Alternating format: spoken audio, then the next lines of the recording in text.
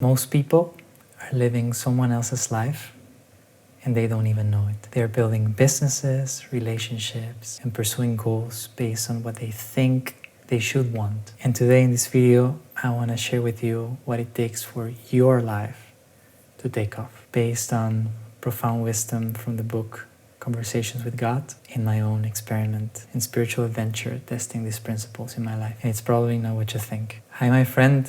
I'm Eliseo, and I guide conscious entrepreneurs to build spiritual online business, to serve deeply, to create genuine abundance, and to collaborate with the awakening of humanity. For a long time, I've been exposed to these principles, and recently, around 2 years ago, I've decided to go even deeper and to test them fully to see if they work in real life.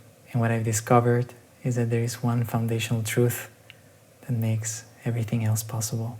Whether you want to build a business, improve your relationships, find your purpose, or create financial freedom. This one is the missing piece that most people skip, and it's why their efforts feel forced instead of flowing. If you want the complete practice that I use to embody these principles and apply them to my life, I've created the Sacred Flow Method Guide. You can find the link in the description, but first let me show you why this foundational work is so important. So in this video, I'm gonna share exactly what is needed for your life to take off. We are gonna explore the profound answer from the book Conversations with God that most people misunderstand, why your spiritual path asks you to become a living adventure instead of just intellectual understanding, and how to create a clear vision for your life, which is the foundation everything builds upon. Conversations with God is this book that around 17 years ago came to me,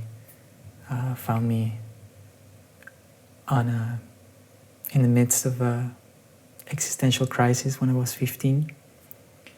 And in that book, there were all the answers I was like asking myself and asking my parents and asking my friends and people I knew.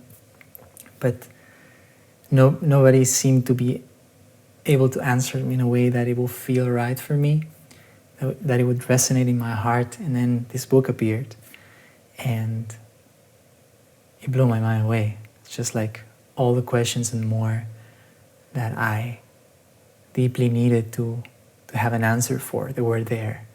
And they were answered in this beautiful way that made sense and felt like true.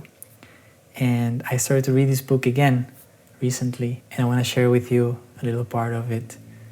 In a moment, Neil Donald Walsh, the author, asks God, what does it take for his life to take off? And this is what God answered. You get your life to take off by first becoming very clear in your thinking about it. Think about what you want to be, do, and have. Think about it often until you are very clear about this. Then, when you are very clear, think about nothing else. Imagine no other possibilities.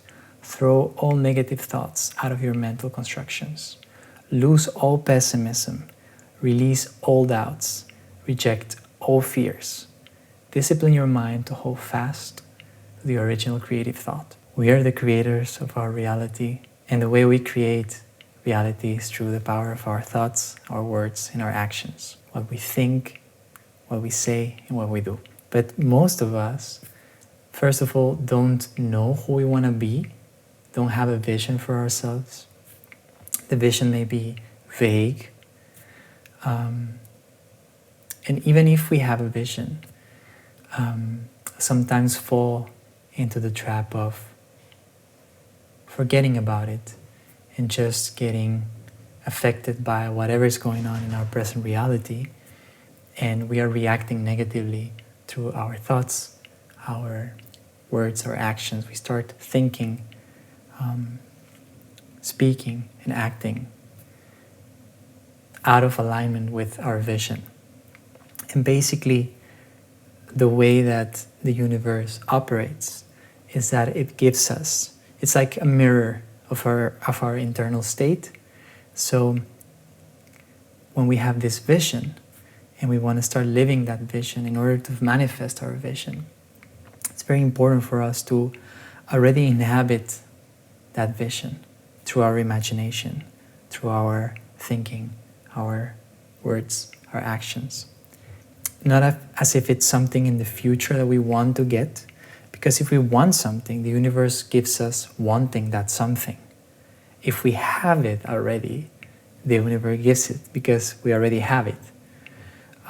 So this is sometimes a bit slippery to understand at the beginning, but the truth is, most people live their lives based on unconscious programming from their society, their parents, their culture, not understanding this foundational principle of how reality operates. So in order for your life to take off, you're being asked to start thinking about your life, who you want to be, what you want to have, what you want to do, and to start thinking about it and reflecting about it until it's super clear. And then from that clarity, to start already embodying that vision of yourself in the present moment through your imagination, and to start thinking, speaking, and acting through that vision as if it's already truth. You are not hoping for things to change anymore.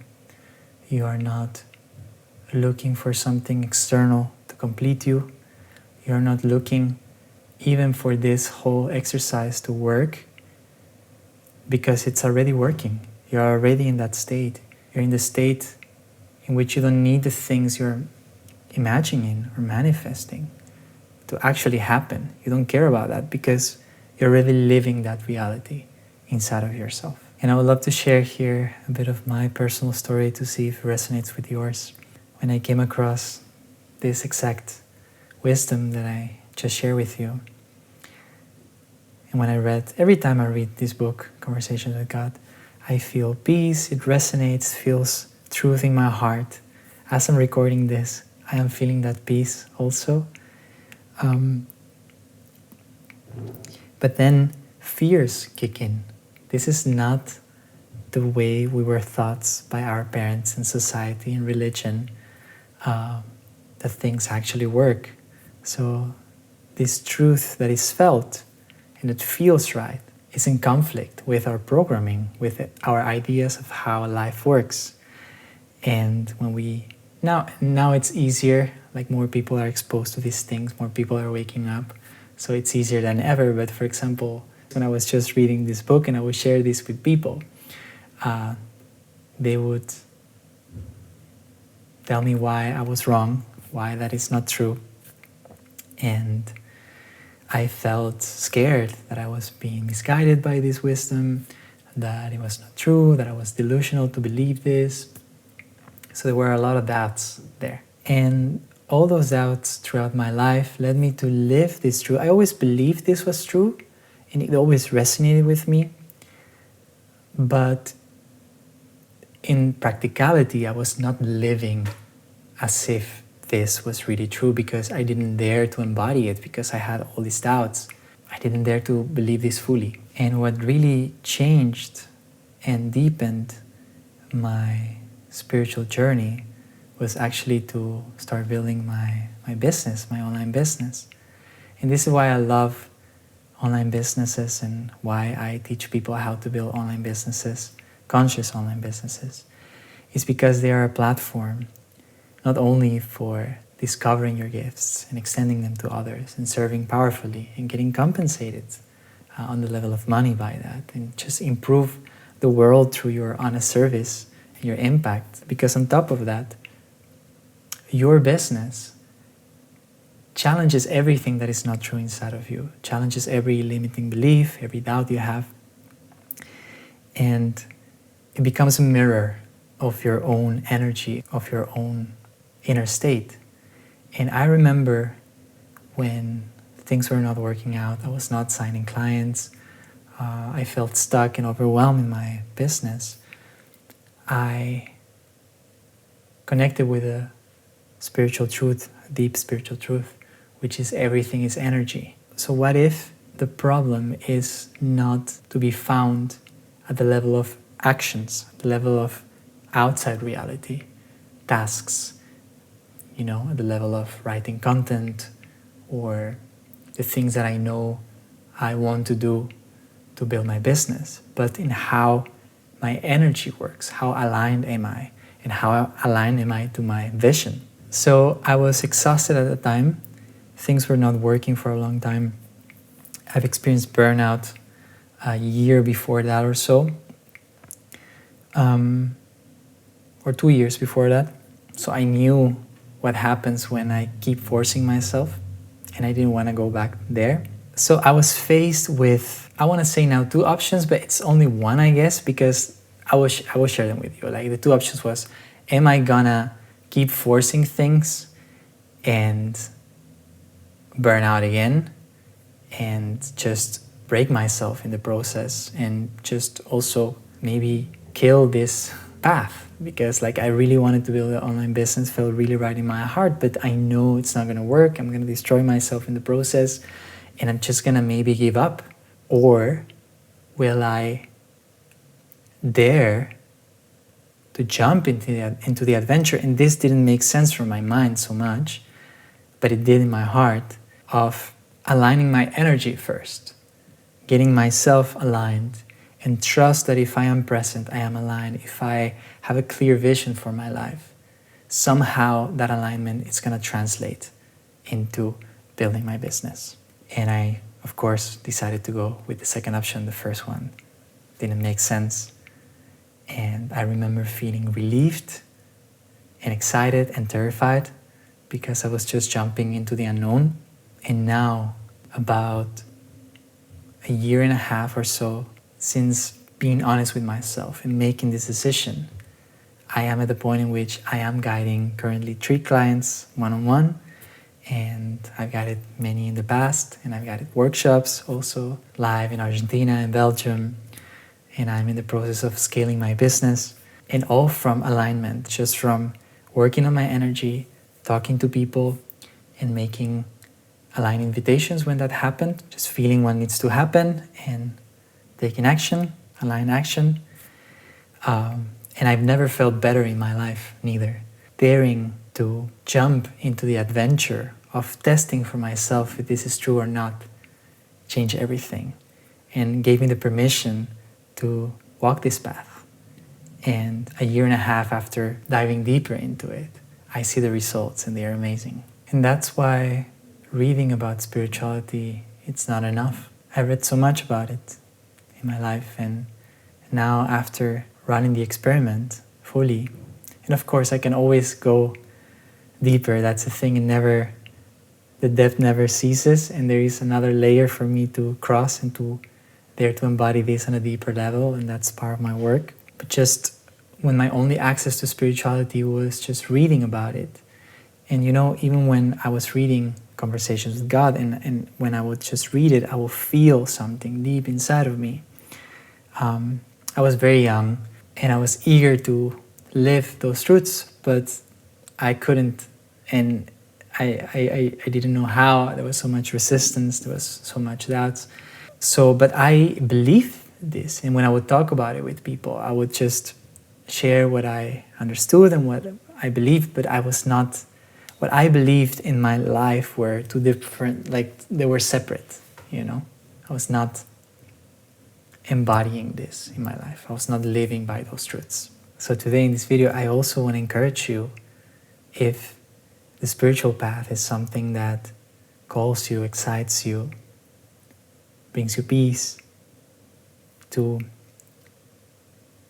encourage you to dare to live it fully, dare to put the books aside for a while, or just keep the most important ones next to you just as a reference, and start testing these things in your own life without any expectations. If it doesn't work out for you, if it doesn't feel right, fine, you can change your mind, it's not a problem.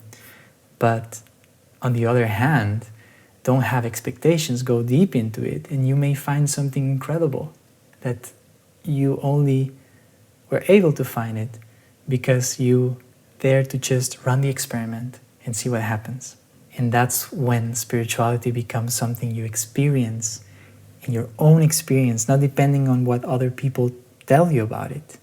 It's your own experience through your own life, instead of something you are reading from other sources that are external sources, and that only stays in your mind as an idea, as a belief, without being lived. And this means learning to trust your heart, your soul, your energy, instead of your mind's objections. And you can feel the distinction of the energy when you're reading something that speaks to you. It feels like a remembrance, something you know it's true. It just lands as like recognition. It's felt in your heart. There is peace, there is excitement, there is relief, there is love. And the mind's objections, the ego's objections, they happen here. And they have to do with the past. They come with tension, they come with doubts, they come with fear, maybe even anger or some other emotions of that kind, guilt. And it goes this way. It's first that spiritual resonance that happens when you're reading those words, or you're hearing words that feel true to you. And there is that first, and then that triggers the ego, that triggers the mind with the objections and the resistance. And this is just how the ego operates. I would recommend you to read The Power of Now from Eckhart Tolle to understand the nature of the ego better, or Letting Go from David Hawkins. But I'm going to share with you, and the ego is a fake you, is who you think you are when you identify with your mind, meaning with your thoughts, with your past, and with your emotions. When you believe, in this case, it will be to believe, I am my story, I am my thoughts, I am my emotions. And the ego is able to run you, to use you when you believe you are it, when you identify as your ego. The opposite of the ego is just pure awareness. Just the awareness that is behind everything, behind the thoughts, behind the emotions, behind your body, behind everything that exists. That pure awareness. The awareness where there is no time, where there is no thought. And when you're exposed to this new wisdom that resonates in your heart and you get excited by it, immediately the ego takes that as a trigger and its survival mechanism kicks in. The ego doesn't want you to change. The ego doesn't want you to discover it's using you, because that means it's dissolution. It means it's death. So one way the ego tricks you into not applying these principles, not running the experiment, is by bringing all that resistance, all those objections. So you give up, so you don't dare to give that a chance. And even if you give it a chance, that's part of the process. It's gonna try to put you away of that path. Ask you there to go through it. So what's very important is to trust more your energy, your heart, not your mind. The mind is it's the realm in which the ego exists. If there is no mind, there is no ego. So when you trust your heart, you trust your body, you trust your energy above your mind, then you are connected to a deeper truth, instead of what your ego wants you to believe, to stay the same, to keep you small, to keep you limited, and to keep you stuck. And the thing is, you are being run by your ego. We are all, of course, in different levels. And the truth is, if you are not deciding who you want to be, what you want to have, what you want to do, your programming is already doing that for you. That's the ego. The ego is your programs that you have inherited by your family, by your society, by your religion, your environment, basically. So the question for you is, do you want to keep living life, a limited life, in the confines of somebody else's programming? Or do you want to take responsibility for your life, for your programming, and in a way program yourself instead of letting somebody else do it, to live a life that excites you and that is real and is full of love and joy and expansion And I remember sharing this with one of my clients, and he mentioned that in the moment he started to think about how he wanted his life to be, he experienced massive resistance. And I remember that I experienced the same thing. Now the resistance is much less. So if this is new for you, if you are starting to think about how you want your life to be in every area, it's gonna be painful. There's gonna be resistance. There are gonna be all these voices that are gonna tell you it's not possible, it's not worth it, you're being crazy, you're wasting time, you're wasting energy. That's all the ego using the voice of your mind and these physical reactions or energetic reactions, the resistant emotional reactions, to avoid you from finding your way. And doing this is not easy at the beginning. It requires responsibility. It requires intention and energy to start daring to dream about your life. But it's what it is. It's a natural price, in a way, of break free from the ego, from your mind, from your conditioning. And the way to deal with the ego showing up in this process is just to allow it to show up and to feel it fully. So for example, if I start dreaming about something or start envisioning or reflecting about who I want to be, what do I want to have, I do that, and then I'm just paying attention to the thoughts and the emotions that arise, that get triggered by doing that. And then when they happen, for example, now it's different. I start to feel some stuff as I'm recording this video. So I feel like resistance in this case because the ego not only will appear when you're thinking about your vision, it appears every time you're getting out of your comfort zone, every time you're growing and expanding. And recording this video for me, it's that too. So just to give you a real-time example, I notice some emotions arising, and they feel like tension, they feel like a blockage somewhere, and I just feel them fully. Not here, not try to understand what they are, it's just feeling them fully, allowing them to be there. Also, my stomach is doing something, I haven't eaten yet. And just by feeling the emotions, I notice how they dissolve, and that's a layer of ego that is gone. So the ego gets smaller, dissolves, and the smaller it gets, the more it dissolves, the less of a grip it has on you. So just keep this in mind, and I will make videos about the ego and how to dissolve it. This is just a little introduction in a way, or a reminder. Again, the power of now or letting go. They offer deeper dives on how to dissolve the ego and deal with it. But just when you're writing your vision or you're daring to dream about your life, be prepared. The tension is going to come, the fear is going to come, all the thoughts, the objections are going to come, and it's up to you, if you're serious about this, if you really want to change your life, if you really want your life to take off, to welcome those as a natural part of the process. And a reframe for that is to understand that this is not pain or discomfort that comes to you and comes to do something bad to you. It's actually the pain and the discomfort that it's always been there. But now, because you're daring to take steps in this new direction, it's being shown to you on a conscious level. And now they are asking to be let go.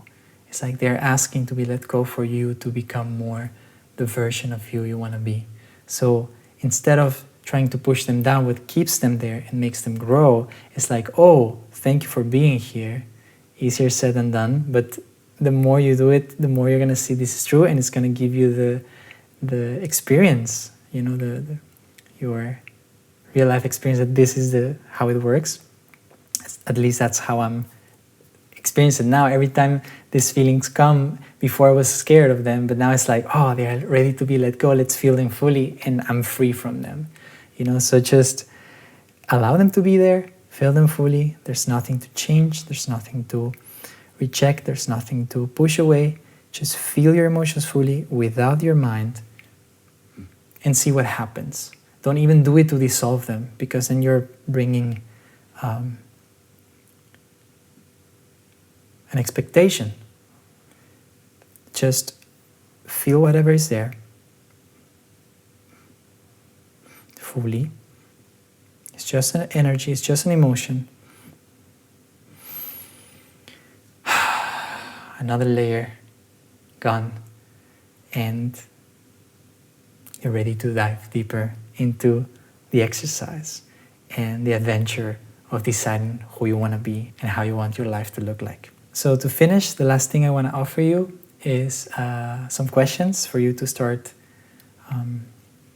exploring your vision and creating your vision. These are 10 questions that I'm going to read for you, but you can also find them in the description. You click on the link and you can download my Sacred Flow method, the system I use and I developed to everyday embody my vision and bringing it to life in this present moment. So let's begin. First question is, what does your ideal day look like from morning to evening? This is a powerful one, because our life at the end of the day is a collection of days, in a way of seeing that. So if you can design your day to be something that excites you and that feels right, then your life becomes, a stacking of days in a way. So this is a beautiful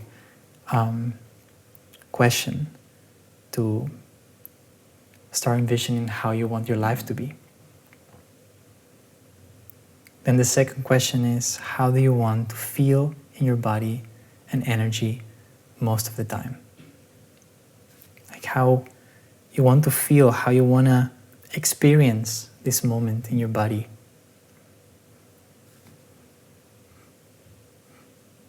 Then we have, what kind of relationships do you want to experience with family, with friends, and with your romantic partner? How do you want to be as a friend? How do you want to be as a family member? How do you want to be as a partner? And how you want your family to be, and your friends to be, and your partners to be. Number 4 is, how do you want to serve others through your work or gifts? And this is of course connected to money also, because we get compensated by the service we offer. So then is, which work you want to do? What are your gifts? How you want to serve with your gifts? Number 5 is, what does financial abundance look like and feel like in your life? How would you feel if you had more than enough, like way more than enough? How does that look like in your life? What is your lifestyle? What are your choices? How do you speak? How do you think? What do you do? How you organize your days around that, when money is not a limitation anymore. Number 6 is, where do you want to live? And what kind of environment do you want to create?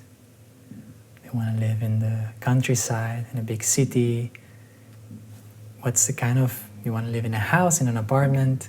You want to share with other people? You want to only a place for yourself and your family?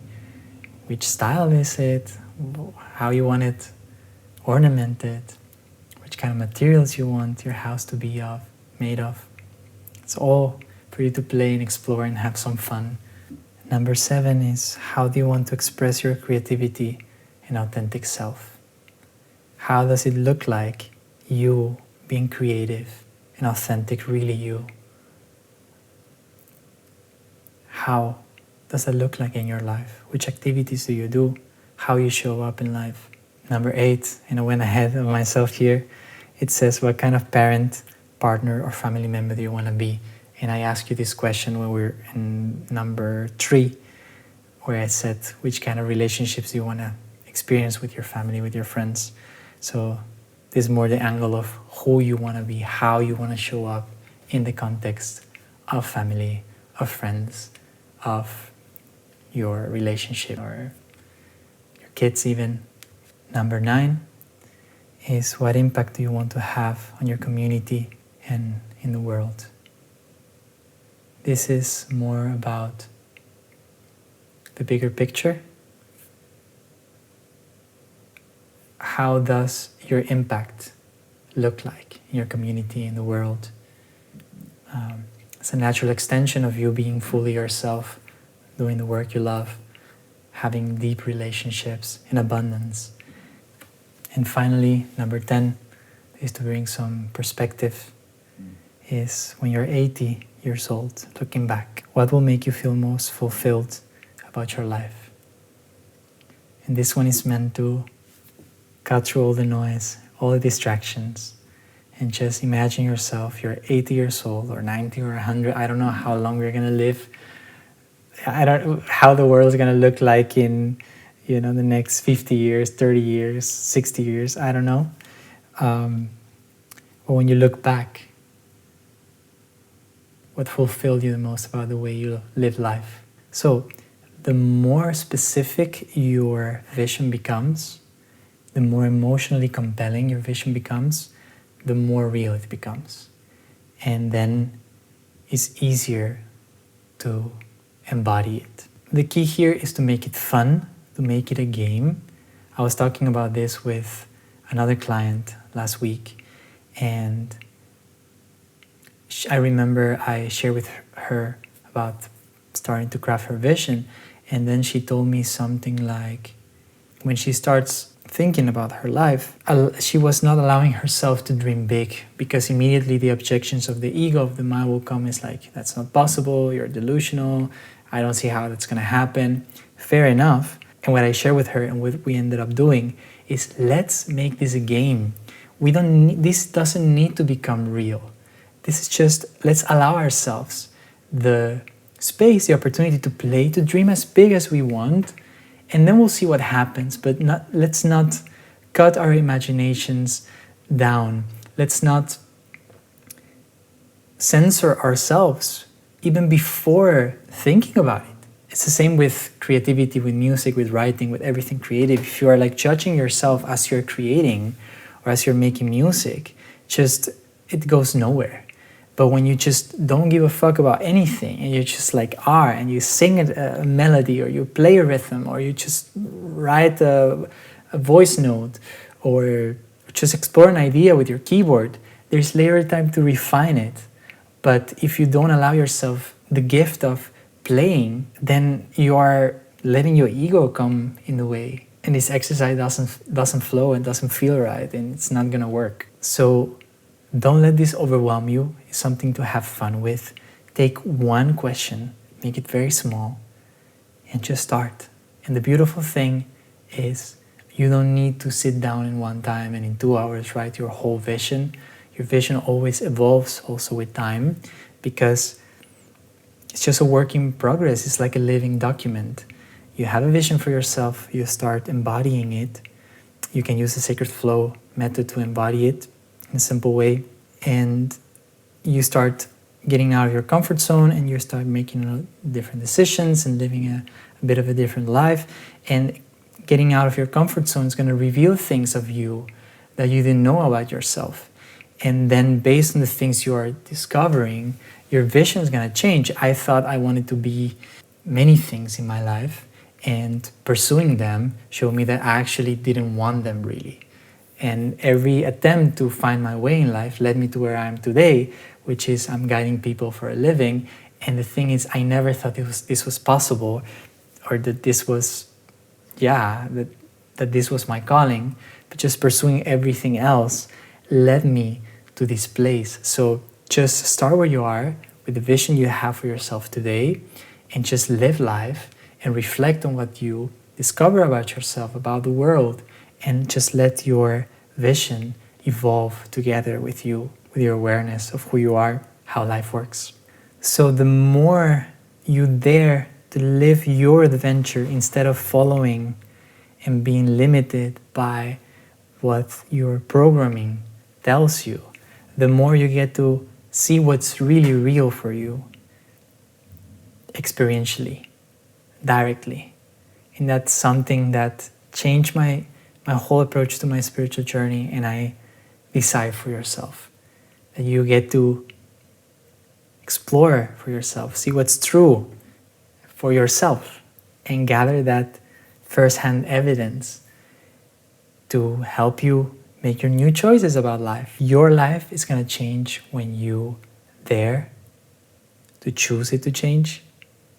So it's not going to magically happen unless you set your intention, you start writing your vision for your life, and you start embodying it today as something that is happening now. Not something's going to happen tomorrow, but it's happening in this very moment. And you're not alone. I have created this sacred flow method that I use almost every day in my life just to take your vision into reality energetically, internally, through breathwork, affirmations, visualizations, and letting go, letting that ego dissolve. So if you want it, click in the description below.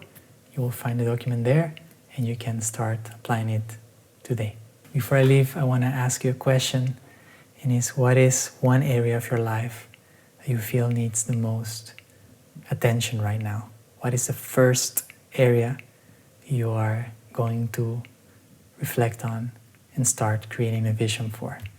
And you can leave your answer in the comments so I can read it. I would love to know. So that was it for today.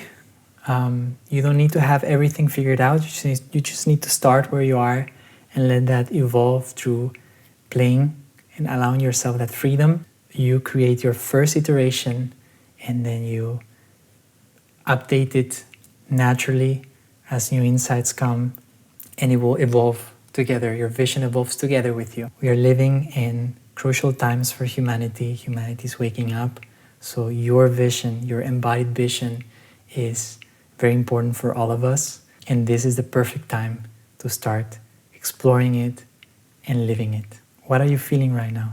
Is there excitement when you hear these words? Is there fear? Are there doubts? Listen to that. Listen to your feeling, to your heart, to your soul, to your energy. Don't listen to your mind.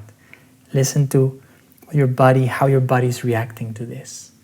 That's more important than whatever your mind tells you. So thank you. So nice to share this time with you. I'm sending you my best wishes. And I see you on a new video next time.